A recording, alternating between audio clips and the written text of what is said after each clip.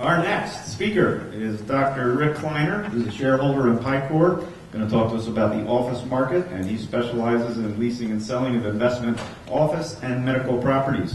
Rick has been recognized as Picor's top office division producer for the past 6 consecutive years, and he's been associated with Picor since he got into the commercial real estate business in '95. Nice to have you, Rick.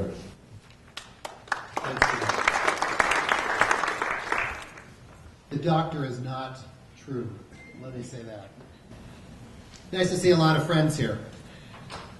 I'll touch on several key points. Key metrics in the office market, trends in the office market, some major transactions, and some challenges and opportunities.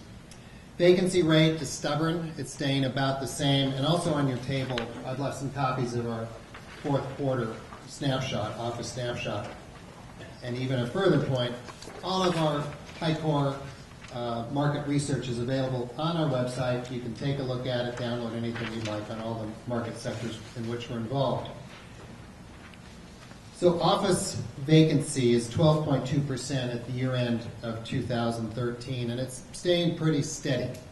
So I think this means a couple things. Tenants typically may go out and shop the market, see what kind of opportunities there are, come back to their landlord, negotiate a better deal, and stay put.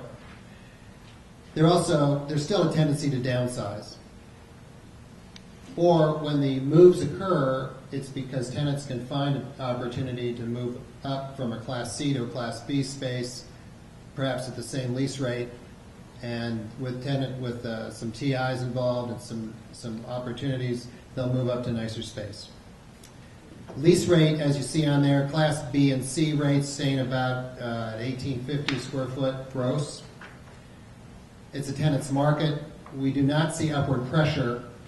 Having said that, I would comment that in Class A space, and particularly some areas in town like the foothills, that's the exception in the lease rate area. Some trends in the market. We're real involved with medical, and I would say that medical continues to be the promising area of both lease and development.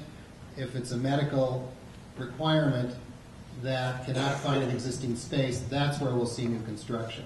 And we're seeing that, and I'll even share a couple comments about that in the transactions. We're seeing 1031 funds available for office purchase. We're seeing some owner-occupied situations occurring, which we've not seen for a couple of years. Another thing on the downside is that we see a lot of functionally obsolete office buildings. I mean, drive down Pima, and you can see a lot of these buildings that you just question, at what number will these ever make sense? And those numbers are pretty scary, but it really begs the question as to what use might a lot of these older buildings come to. Some numbers going to make sense, and there's some of you sitting in this room that will figure that out.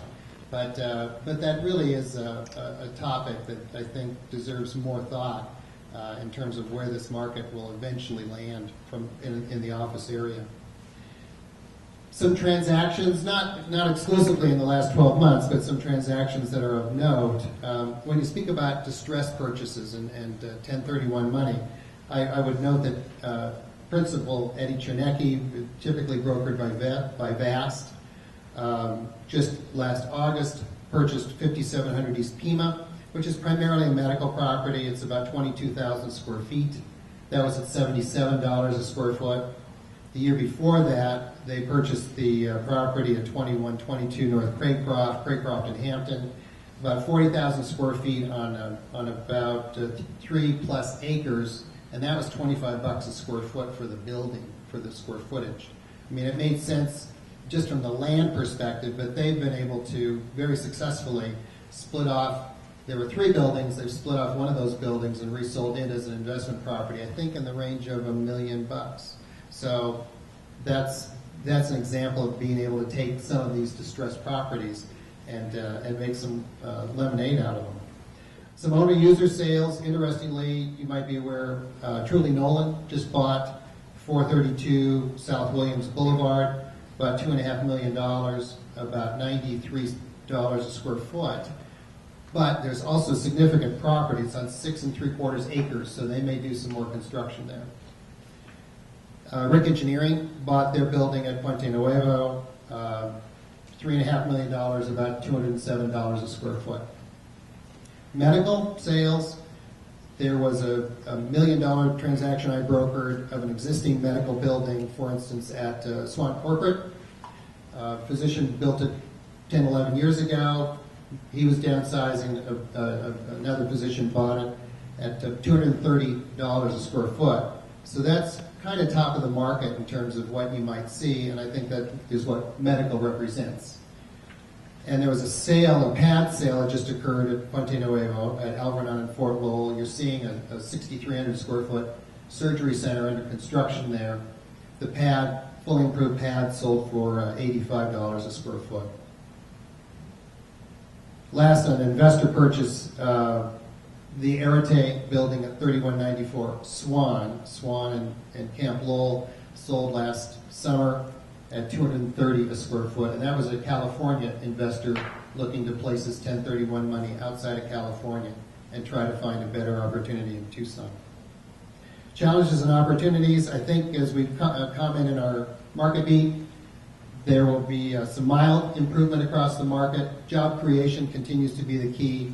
The average office tenant is perhaps 3,000 to 4,000 square feet, and seeing their opportunity to add more staff and grow is really a key in our market. Thanks very much.